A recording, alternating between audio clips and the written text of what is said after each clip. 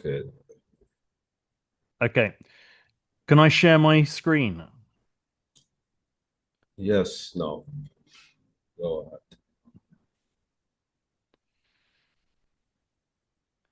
Uh,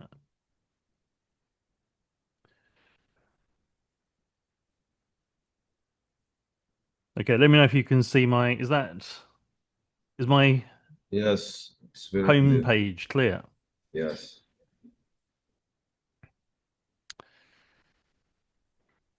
Okay. Right, should we get started? We have five total. Yes, Uh, let's start. Let's start. do you Okay. think we can start and then Oh, if people come in, yes, as you like. So if you can, if you want, let's start or all right, wait let's start first. anyway, and then yeah, if people come in, then they can just join the webinar. Yeah. Okay. Um. Yeah.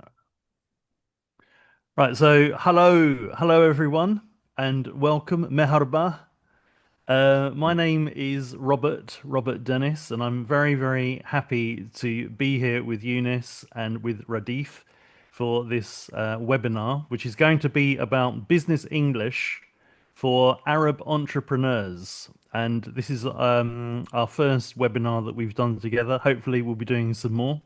And I'm basically going to introduce some um, key ideas and suggestions and also phrases that you can use to improve your business English. If you've got any questions, write them in the chat or save them, and maybe we can do a Q&A session at the end, Eunice, where people can ask their questions, and I'll be very happy to answer any questions that anyone has got. Right, I will introduce myself. So this is a little bit about me.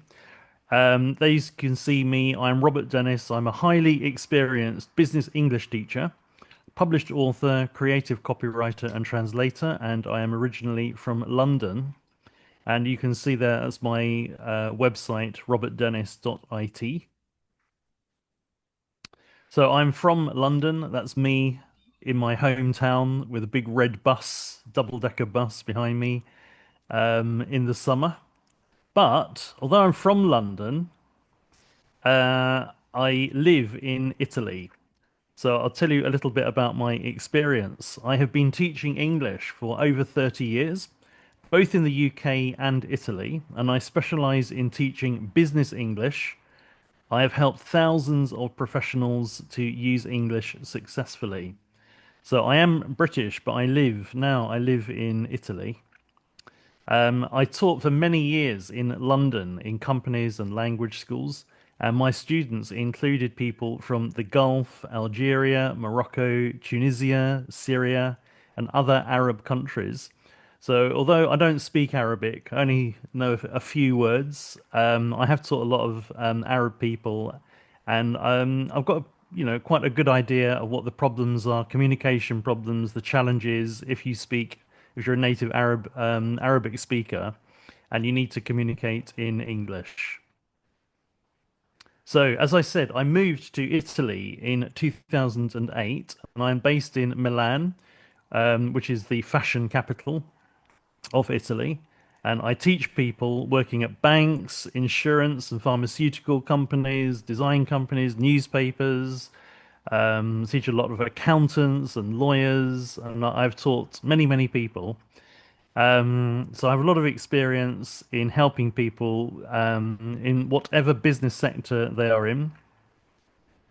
This is my book. It's called Business English, and it was promoted in Italy's leading financial newspaper, which is the equivalent of the Financial Times. It's the same color, pink newspaper in Italy. And it was sold at newsstands throughout the country and also in bookshops. It's actually written in Italian, although all the dialogues and the grammar conversations are in English.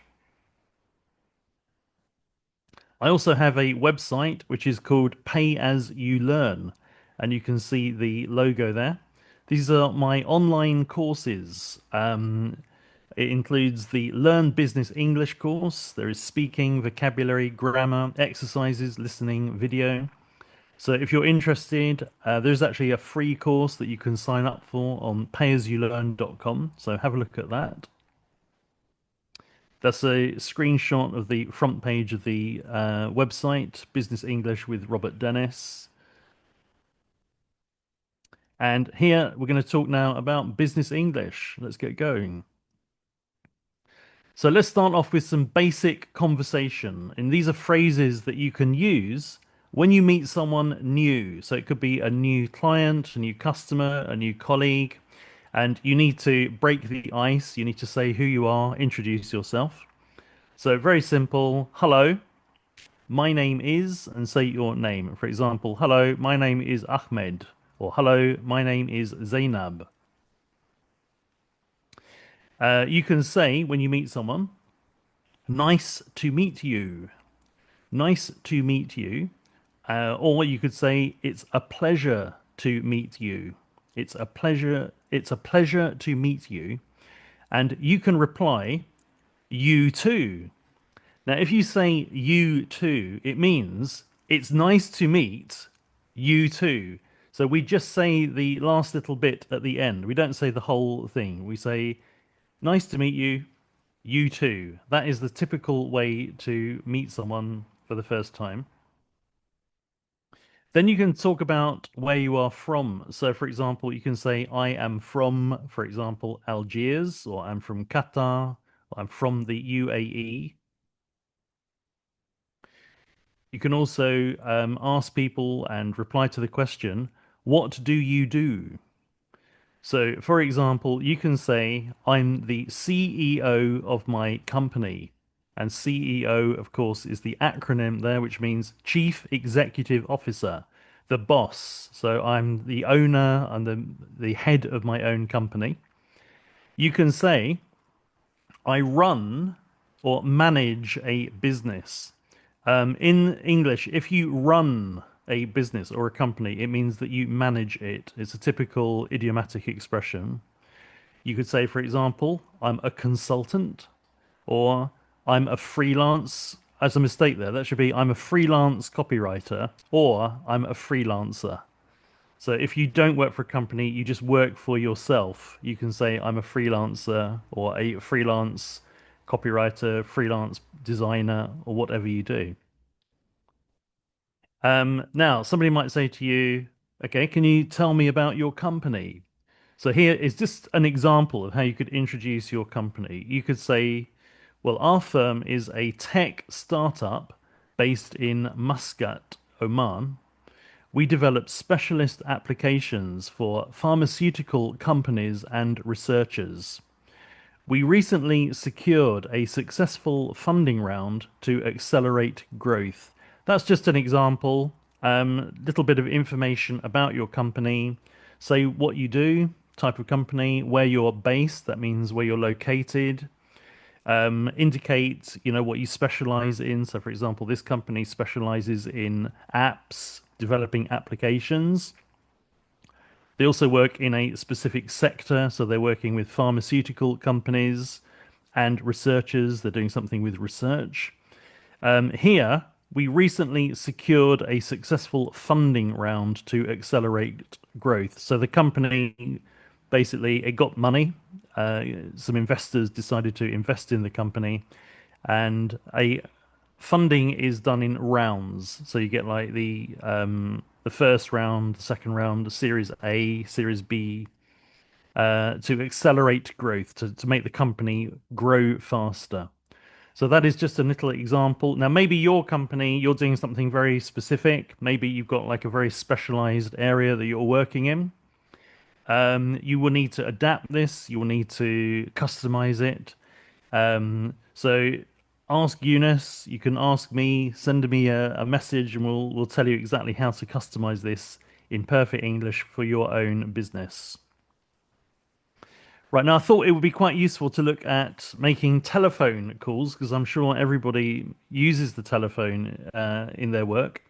And obviously, speaking in English on the phone is a bit of a nightmare. Nobody likes doing that. If you're really uncomfortable with using the phone, then I suggest you write an email or send a WhatsApp message, a text message.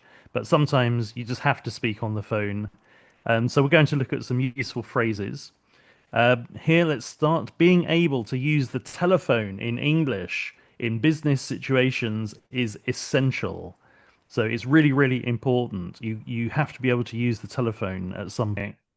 I'll carry on from where I was before, yeah? Yes, go ahead, please. One, sorry, very sorry. Okay, don't worry, it's not a problem. So we're talking about telephoning, and we've got this expression. Here are some valuable tips for getting by on the phone in English. So, get by is a phrasal verb, which means to manage or survive. A phrasal verb is where you get a verb and a particle. The particle is a word that looks like a preposition. So if you say get by, it means that you can manage okay, you can, do your phone call and it's not too bad and you can survive. Um, so let's look at some of these tips and expressions on getting by on the phone.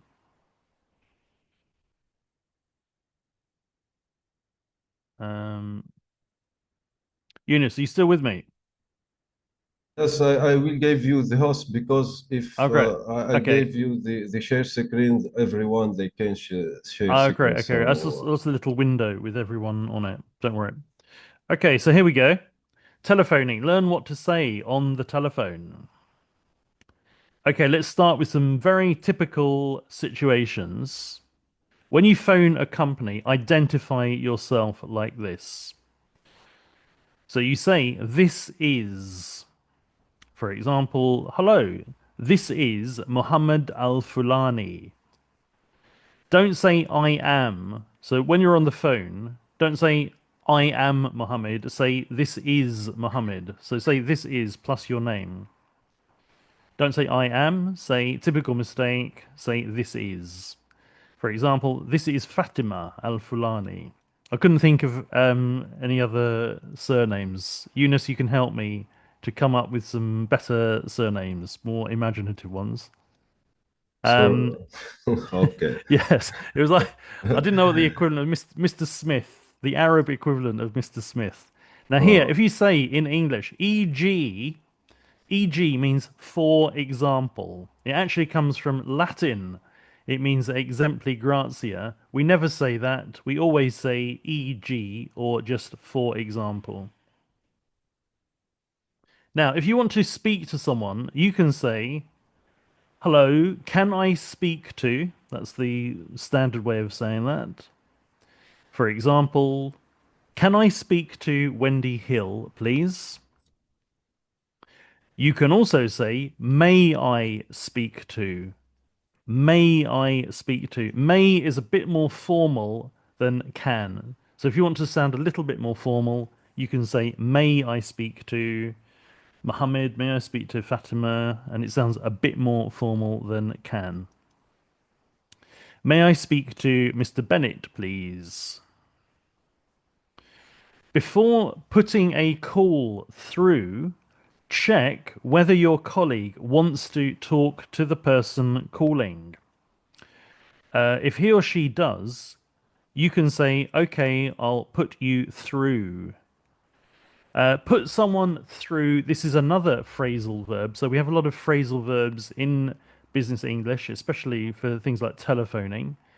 If you put someone through, it means you transfer or you connect the other person. To put someone through. So the phrase is, okay, I'll put you through. It means I will connect you. You can speak to the other person now. It's possible that your colleague is busy and cannot speak to the person immediately, or maybe they don't want to. So in this case, you can ask the person if they can wait or hold. Okay, that's an expression that we often use to hold. Will you hold? Okay, that means will you wait? Can I put you on hold? So it's another expression is to put someone on hold.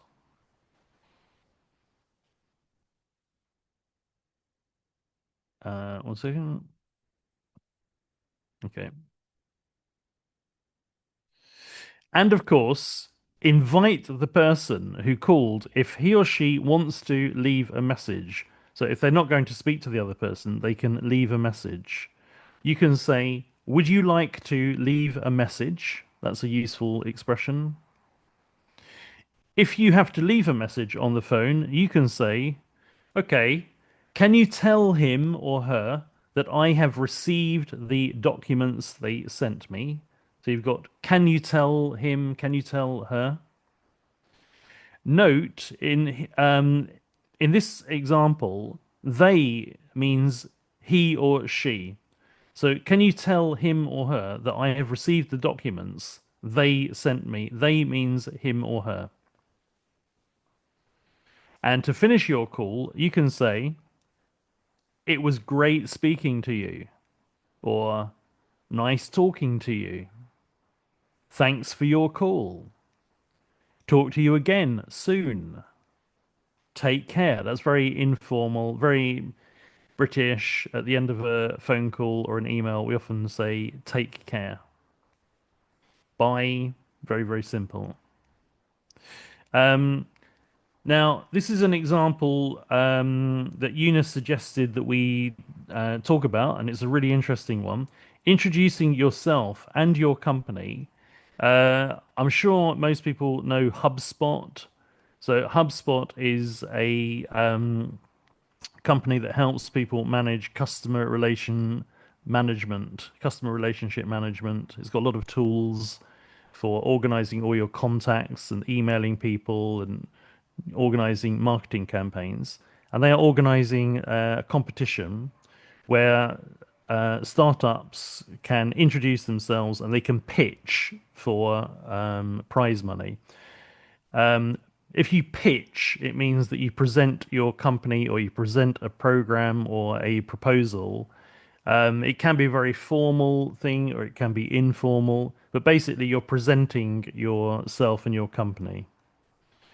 So if you are introducing yourself, you can say your name, say hello, my name is, say your name. You can talk about the name of your company, say what your company does. So we are a communications startup based in Cairo, for example. Then again, say what you specialize in, say what you do better than everyone else. So we specialize, sorry, there's another mistake there. That should be, we specialize in providing Arabic language services to clients, for example. We are also experts in translation and localization. So that was just, another way to introduce yourself and your company if you're doing a presentation. Thank you very much. That's my contact details there, and Eunice will share everything with you. So if you want to get in touch with me, that's the way to do it. That's how to contact me. Eunice, if I hand back control now, uh,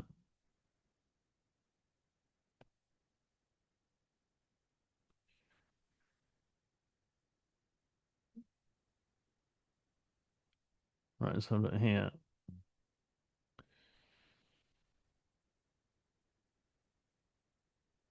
Host tools. Um,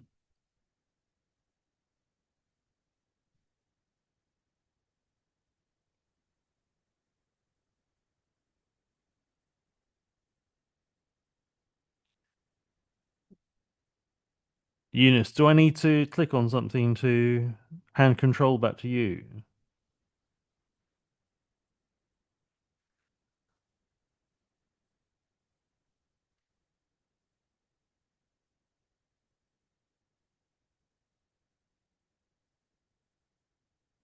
Um,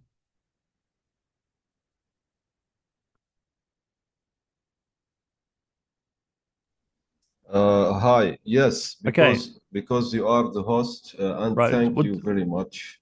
Right. Are you back in control now? I think so. Yes. Thanks. Um,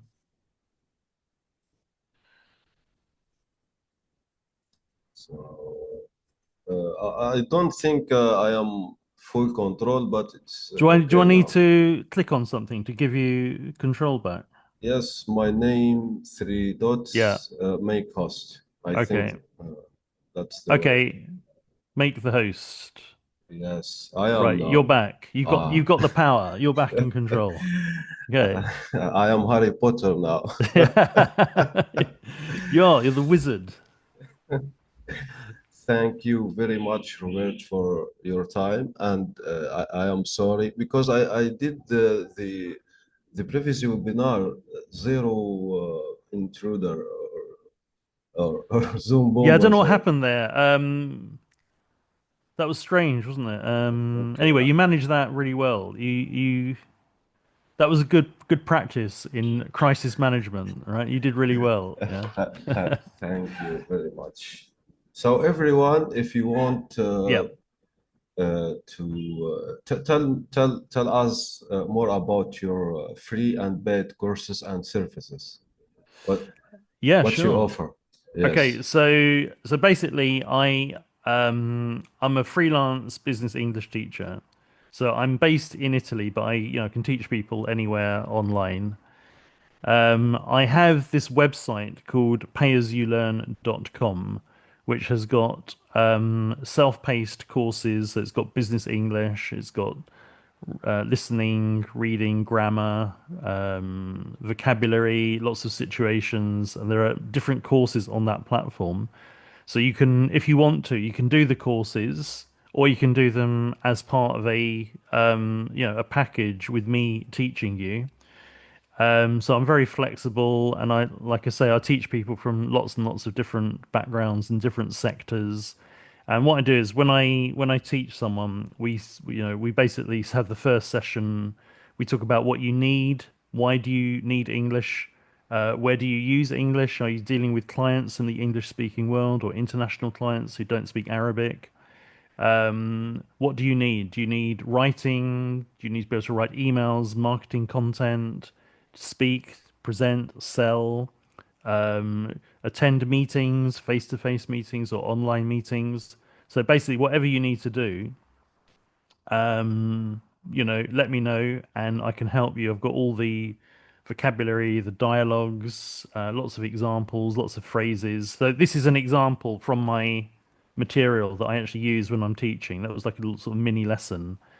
And really, it depends on what you're doing. So if you're involved in a very particular sector, you can tell me what you need. Do you need to do, for example, do you need to explain your products or processes? Do you need to persuade people? Do you need to listen to people and understand what they need? Um, so I'm really, really flexible, and I have a lot of experience. And I teach people who want to improve their English, and hopefully do after studying with me, so that they can then do their job better. Um, Eunice, is that a clear summary? Yes, yes, very clear, and I will thank you very much. You are a master, of Thank course. you. So we will put all the links needed in Yeah, رديف and everywhere you can see me, and the file also. yeah, And I will edit the video and publish it in رديف and other places soon, yeah. That's inshallah. great. Yeah, that's fantastic. I mean, the thing is, if there are particular topics that people want to, I mean, this is a sort of general introduction, but if you think like, people want to do something very specific, then we can, prepare something to sort of help people. If there's like, certain sectors like technology that people are working in, or communications, energy. I've had a lot of students, for example, in the pharmaceutical sector, people in insurance. I've worked with people in fashion is a very big thing here in Italy. Food as well, like food production. So if you think there's like particular sectors that people would like to explore, that could be a really interesting subject. The Uh, next webinar, you mean? Sorry? The next webinar, in the next webinar. Yeah, exactly. I mean, Eh, basically, whatever, the reaction is, um, what we can adapt our presentation to what Okay. people need. So I'm sure you like me, we're very, very flexible. We have a lot of resources. And the most important thing is that, when you're learning English, is that you feel confident. So you're learning English so you can go into situations, you can communicate with people, especially online. If you have like a lot of online meetings where it's strange because you're basically talking to your computer and the other person's on the other side of the screen. You want to try and appear natural. You want to make the other person feel relaxed and confident, and have confidence in you. And it's difficult in a foreign language. I mean, if I have to speak in other languages, I find it difficult. And so preparation is very important. Practice. It's quite difficult to practice speaking on your own. You can do things like reading, listening on your own. Speaking is a bit more problematic. So I think it's good to have, conversations with other people. And obviously, like, if I teach people, I can give them immediate feedback. I can correct them, tell them what their mistakes are, how they can improve. Um, what do you think? Do you think there are particular problems for like Arab speakers who are learning English? we have with us an English teacher, Ibtihal. Do you want to give your answer, Ibtihal? If you want, of course. Anyone have answer or any need in English, business or otherwise? Yeah, if anyone's got a question, just Yes. Ask to throw it out. unmute and I grant them. Yeah, yeah. For me, I think there is a great need in Algeria Mm, for high education mm, English, high education for yeah. purpose to, okay. Hi, Ibtihal.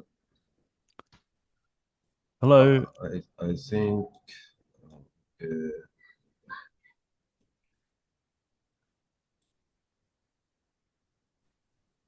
Hello, how are Hello. you? How's it going? Good, thanks. Okay, I think the big problem here when some students come to me and so on, Mm, they can't make the sentence, mm, actually. yeah, yeah. They can't do it. They can't say the words. And Yeah, yeah. so they have problem with this. And sometimes they want to speak and they can't Mm, read and they don't have vocab. They yeah. are in a hurry to get speaking before getting some vocabulary and so on. Yeah, it's very frustrating. Where are you based, Ebtihal? And Yemen, Yemen. yes. Wow. Yeah, I mean, I agree with you that, speaking a foreign language, I mean, okay, the thing you got to remember is, right, English speakers, like British people and, Americans, they don't really speak foreign languages. They don't need to speak a foreign language because everyone else speaks English. So they don't know how difficult it is to speak English, right? Because they just basically don't have the experience. They might go on holiday and go to France and they might know one or two words in French, but pretty much everyone speaks English in most situations. So um, so yeah, I agree with you that like in the education system. I mean, I'm based here. I'm in Italy. So Italy is, it's quite a big economy. It's quite a dynamic place. But for example, people who are learning English at school, they learn very what they call scholastic academic English. So they learn a lot of grammar and they learn how to translate sentences. But if they have to order a cup of coffee in London or have a meeting in English, it's really, really difficult. So people are not used to practical situations. And I'm sure that, like, as a teacher, like me, you help people to prepare for those situations. You do role plays, You do a lot of simulations. You get, people to practice what they would say in a real situation. And the more practice that you get, the more confident you feel. So I think that's the most important thing is to speak. You learning a foreign language is it's not really a theoretical thing. It's a practical thing. You have to speak the language. You have to say the words. English pronunciation is quite difficult anyway, so you need to focus on particular sounds. In your experience, Ebdihal, do people like enjoy doing practice and role plays and practical exercises? Not all of them. Some of them can't. Actually, they Mm, can't. Even if right. they have the words, they can't. Yeah. Maybe if I give them a dialogue and they will read it, Yeah. maybe. Yeah. But from their mind, they can't actually. It's a Um, little difficult on them. Sometimes I advise them movies, and yeah. they have to. What shall I say? Um, they don't need to stop. They should be continuous learning. Yeah. But Exactly. yeah, it's very important.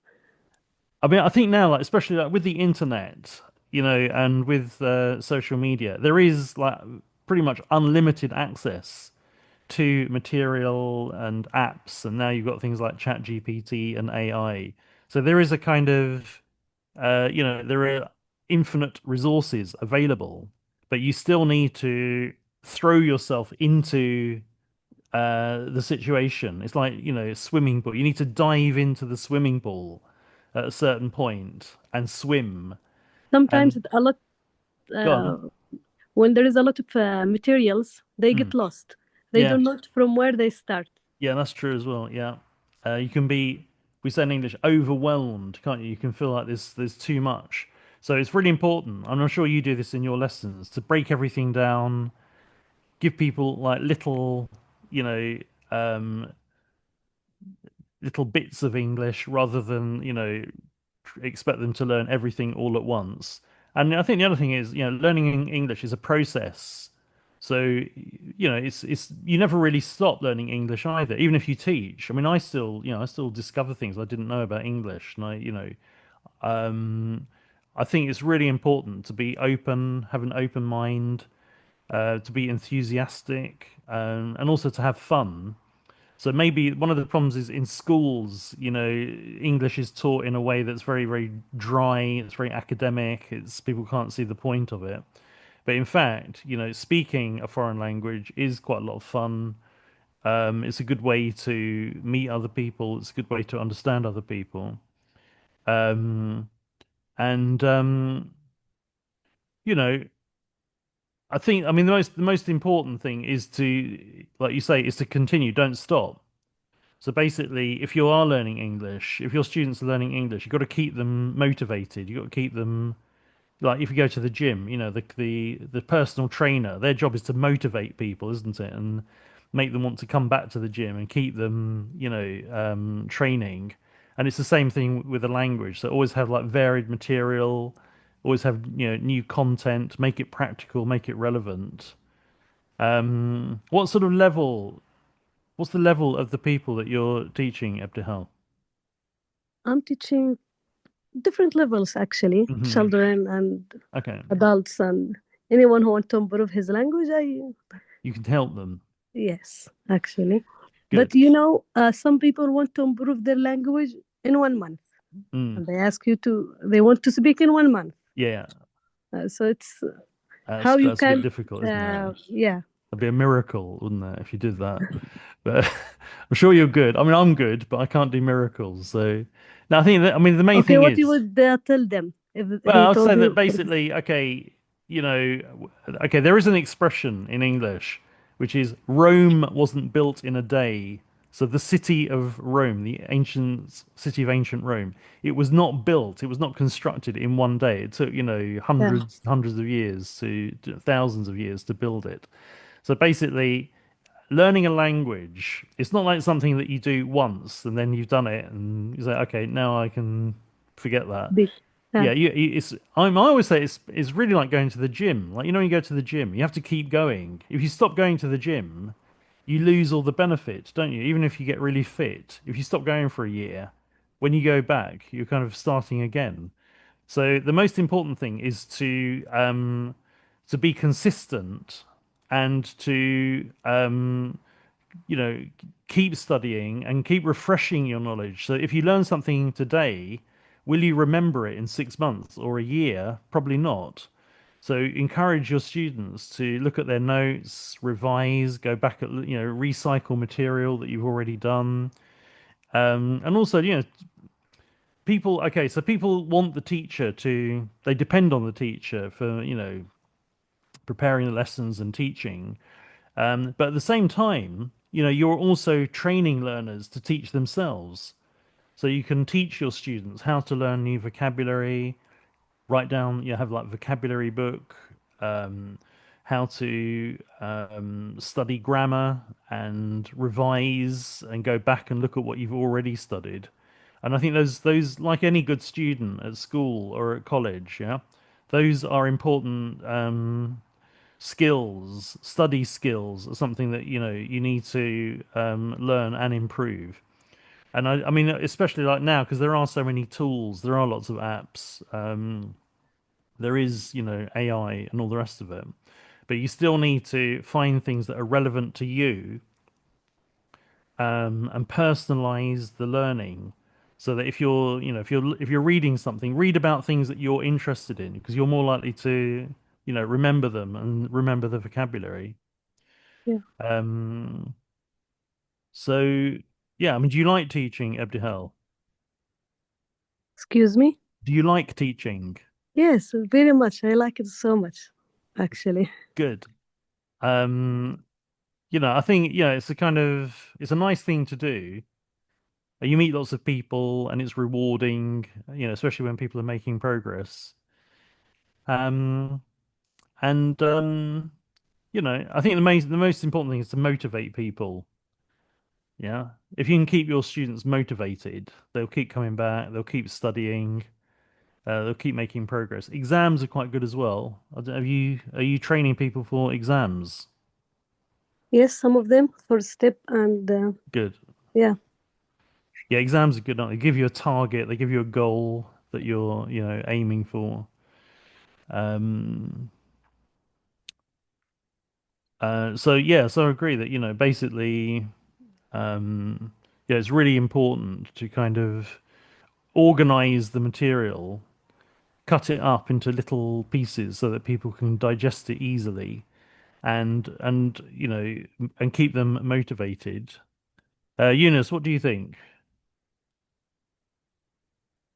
Of course, I agree totally. And tell them about, because a lot of Arab, uh, they the people ask them, Mm. do you know any good English course or Yeah. anyone one-to-one teacher? So you have affiliate link or affiliate program. So tell us about this.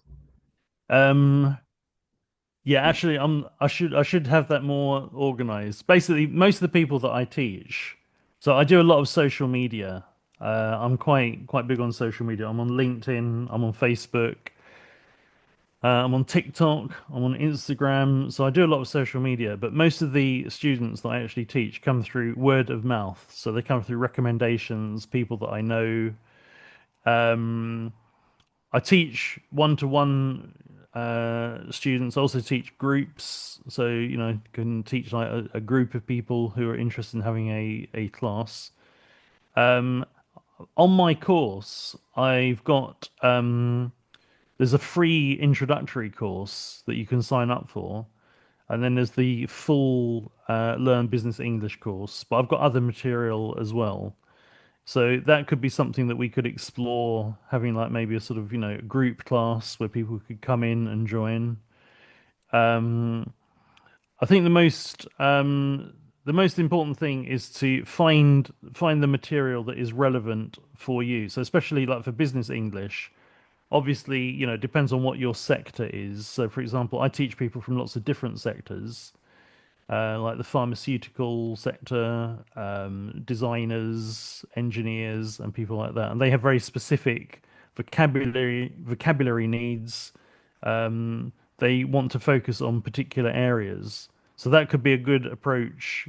For example, if people want to, you've got the website there. You've got Pay As You Learn. Yes, this is There the you go. website. That's my website. It's very good. Yes. Thank you. Yeah. So there's a free course. There's a special offer as well on the Learn Business English course. So basically, obviously I have some courses that are already there, but it'd be quite interesting maybe to have like, a specific, English for Arab entrepreneurs, English for Arab speakers could be quite an interesting subject for a course. So I'm very, very flexible. I basically create all my own material. I adapt it to whatever people need.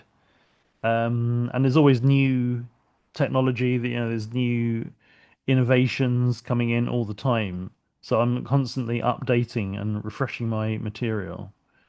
And inside it, there's lots of activities, lots of exercises, reading, vocabulary, lots of notes. There's audio, there's examples. I'll put in some videos as well. So that could be a really, really interesting thing to do. Very specific material for Arab speakers. So, for example, you know, things like, for example, the grammar is quite different. The pronunciation is a nightmare. So it's quite difficult to pronounce a lot of English words if you're an Arabic speaker. The writing system, obviously, because you've got a different writing system. So maybe that is something that, if anyone's got some suggestions, we can brainstorm that and come up with some interesting solutions. Um, what about does anyone else in the group want to speak? Maybe someone who hasn't spoken already. If you don't have to, but if you want to, maybe we could hear from some of the other people. مرحبا بالجميع. إذا أحد يريد التحدث, everyone, if you want to speak or ask. Yes, completely, we're teachers, so we're used to listening to people who, don't find it easy to use English. Everyone's learning. We're all learning. Yes, speaking itself fearful for some people, even in their Yeah, it is. mother tongue. Yeah, it's Yes. terrifying, especially he's talking to someone who is an English speaker, and like you're in a meeting and you think, oh, I have to be able to speak English. Yeah, that's why you need to practice. Yeah, the more you practice, the more confident you get. Yeah, so basically, the more you do it, the easier it becomes because you're more used to, dealing with the situation. And role plays are very good. Yeah, so doing like a simulation in my website, I actually have some like sort of fictitious companies. There's like sort of simulation companies, managers, projects, and things. So those are quite good for role plays where people can play the managers. I think Haneen has got their hand up. Does Haneen want to speak? Yes. Hi, Haneen. You can talk because I think you can directly unmute yourself. Yeah, you've got to unmute. Hello, good evening. Hello, Haneen. Hello, hi, how are you all? Hello. How are you, Mr. Robert? How are you? I'm good, fine. Thank you. What do you do, Haneen? Well, I'm freelancer writer, Okay, very and good. I'm a ghostwriter. Wow, really? Yeah. And do you have a lot of English clients and customers? Well, no, not yet. I don't have any English customers or clients yet. Hmm. But I want to, يعني, I want to have a foreign customers. Good. What sort of things do you write? Do you work in particular areas? I work in Arab region, يعني, in not on non-Arab, all in Arab. Okay. In Arabic. Yeah, Where are you based? I'm in Egypt. Oh, really? Yeah, Al Masa. yeah, Masr. Is that right? I've got Eunice, you got to help me with my Arabic. I started learning Arabic Yes. years and years ago. I did the BBC Arabic course. Yeah. Yeah, I did like a beginner tell them course. about the Arabic power in Europe, as you tell me, because a lot of Arab lose confidence in their mother tongue. So tell them. Um, yeah, well, but basically, I mean, Arabic now it's like, it's a major world language. It's if you already speak Arabic, that's like, and you're bilingual, that gives you a massive advantage if you're in, communication situations. Um, so basically, like the Arab countries, everyone, you've got all these different countries, but you've got a single language.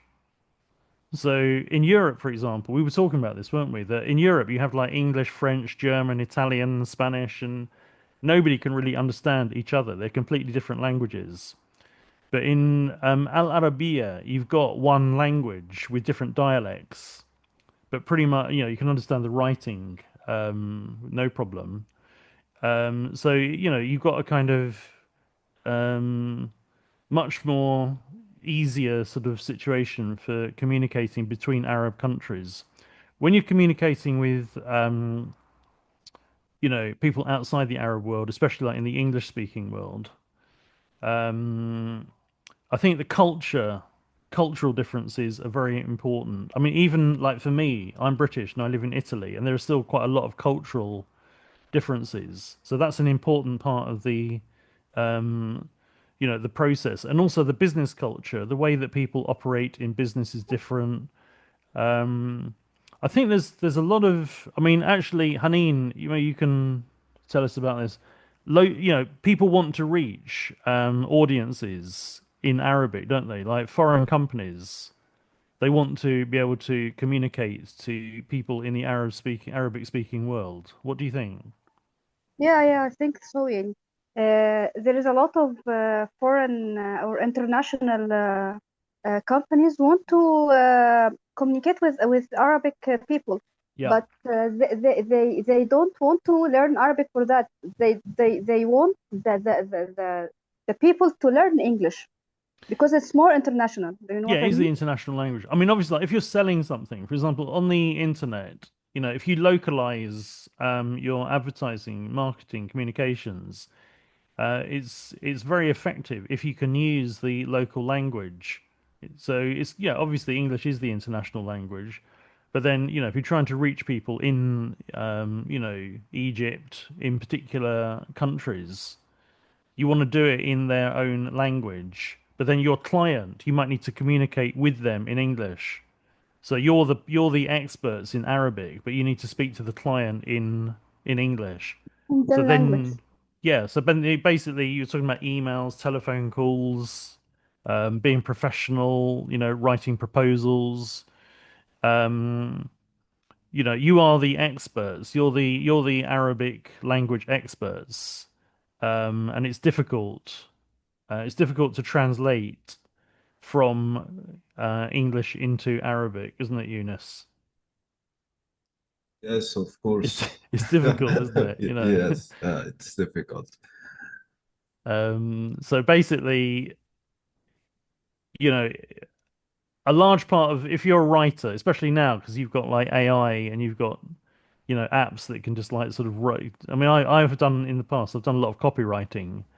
Now, a lot of that is disappearing because people say, "Well, I can just get ChatGPT to do it," which is true, and quite often, it's quite good. But you need to adapt it. You need to customize it, work on it yourself.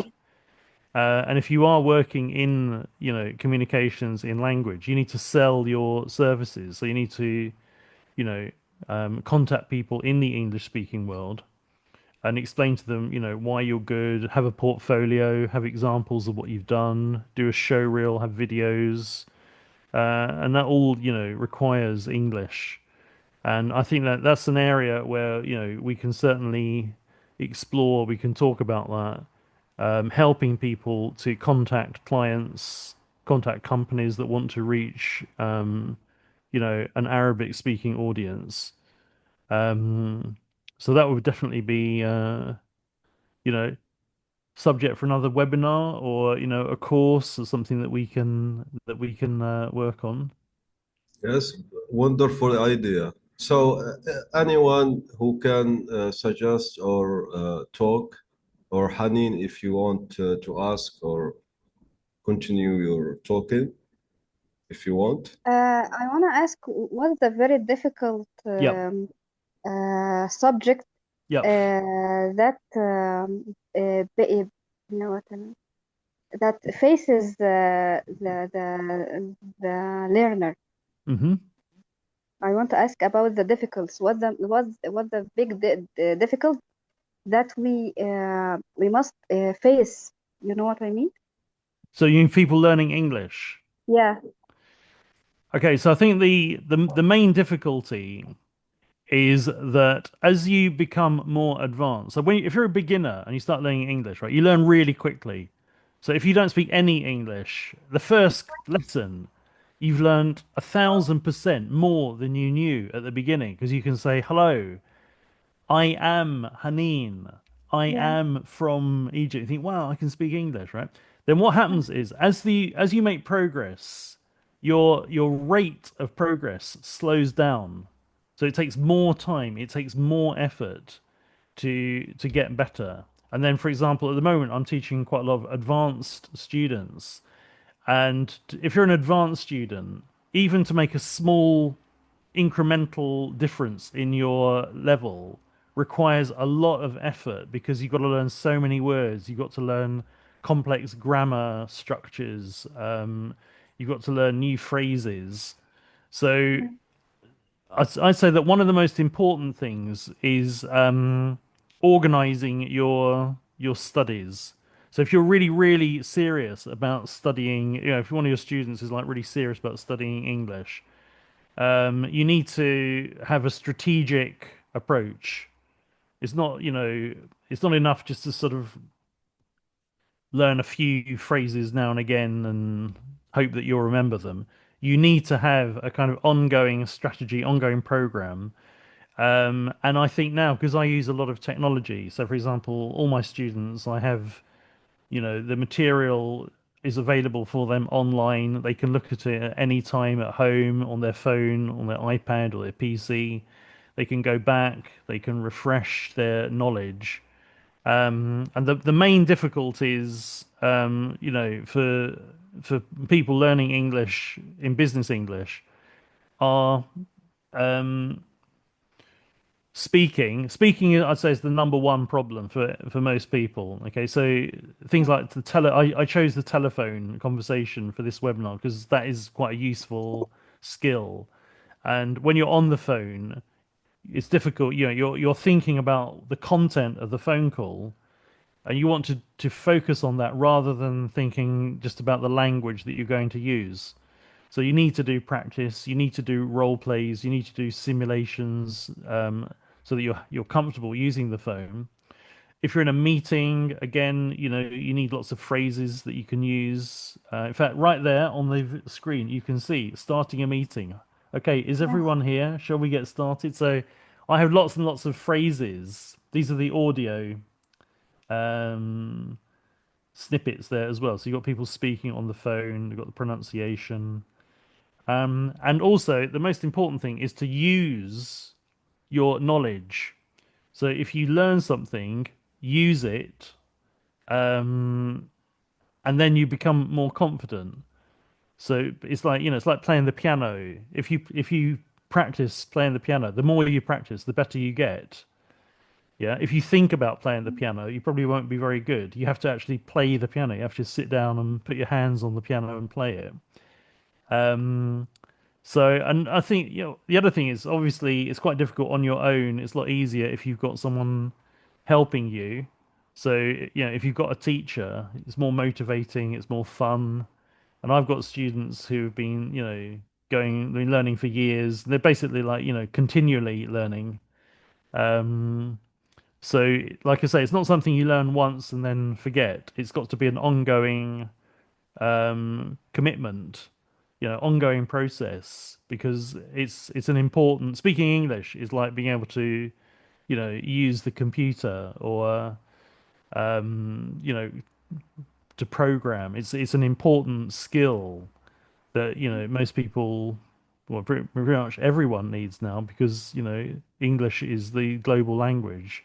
So even if you're not talking to someone who is English, they might be from you know Brazil, and you're from Egypt. You're going to talk in English because it's the common language. It's the lingua franca. Yeah. Does that answer your question? Yeah. Right. Very good. Thank you. Thanks a lot. That's all right. Good luck with the writing. A lot Thank of you. so رديف, Eunice, you've got a lot of writers, haven't you? You've got a lot of language Yeah. experts in the community. Yeah. I learn write professional writing at رديف. Yeah, well رديf done. is a very big thing to me. That's really good. Yeah. Congratulations, Eunice. Thank you very much. You've done, Yes, we have writer, we have copywriter, but in Arabic, and yeah. some write in English or other language. And we have Yeah. search engine experts, and we have translator and a small business owner. Wow. So It's very good. yes, It's very impressive. the umbrella that gather them is content entrepreneur. So Yeah. anyone have a content-based business in Arabic, MENA region specifically, Yeah. belongs to رديف. Yeah, that's brilliant. It's really, I mean, you got a community that's really, really nice. You got people, who talking to each other, and you're supportive, and people are sharing their, experiences. So that's really Yes, useful as well. Hanin, for example, teach the other in رديف a lot of session about how to write an article Okay. SEO friendly. Yes, she gave Wow, that's us. very good. I am grateful for her Yeah. forever, and she has a great milestone. She published 500 posts in her blog. Wow, really? Yes, in Arabic. So she have 500 posts published in. Wow. You should get a gold medal for that. That's a great Yeah. achievement. Yeah. Where the press, Yeah. yes, gave her congratulations. Well done. Blogging's really, really useful, actually. It's a good way for companies to sort of communicate with people.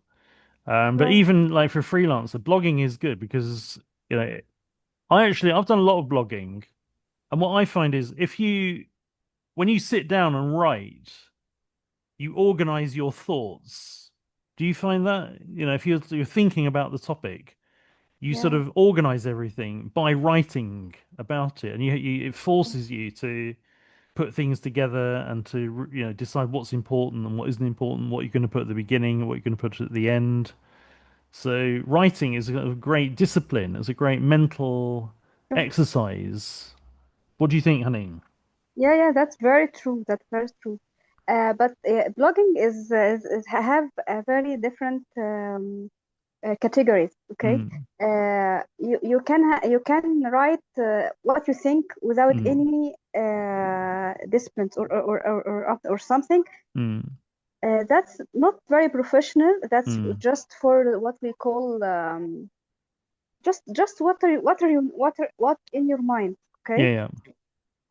On the other hand, when you write about particular subject, as you said, you write all, then you know this must come first. No, this is in the end. Yeah, Okay? exactly. and also writing something that people want to read Yeah, as yeah, well. So exactly. making it like easy to read, making it sort of, you know, user friendly is really important as well. Because otherwise, you know, you're writing something that nobody wants to read and they won't Yeah, read it, you yeah, know. yeah. But I think there is an issue now with AI, because AI has got so good, you know, and I do use it. I mean, I use it by sort of adapt. You know, I use it and then I customize it myself. I sort of Yeah, polish it that's and change it. But it is terrifying how good it is, and obviously, it's, you know, in our lifetime now, this is happening. It's going to have a huge impact on society and culture and the economy and everything. So yeah, that is something that, you know, you can't ignore it. You know, you can't ignore what's happening with AI, but at the same time, everyone is in the same situation. So people who are kind of like obviously like translators and copywriters, we have been affected directly. But then, for example, you know the agentic AI in ChatGPT now, where AI can actually go on other websites and look things up for you and click. It can do things like book hotels and restaurants on its own. Eunice, have you come across the agent mode on ChatGPT? Yes, I heard about them, and it's pretty powerful. Yeah, it's pretty terrifying, isn't it? Because basically it means like your computer, you know, ChatGPT itself could Yes, actually take over every software job. programmer themselves Yeah. is fearful now. Yeah, yeah, exactly. So I kind of, you know, people will need to. In fact, in here in Milan, I go to the theatre quite a lot. I like going to the theatre and watching plays, and in fact, I watch plays in English because I belong to like a group where they bring people over from the UK to act in Italy. And there are still certain things where, you know, you need people doing them. So things like writing for the theatre and acting, creative writing is something that people are better at. At the moment, they're better at it than AI. Haneen, I don't know if you do any creative writing? yeah, yeah, yeah. I once يعني I write the creative writing.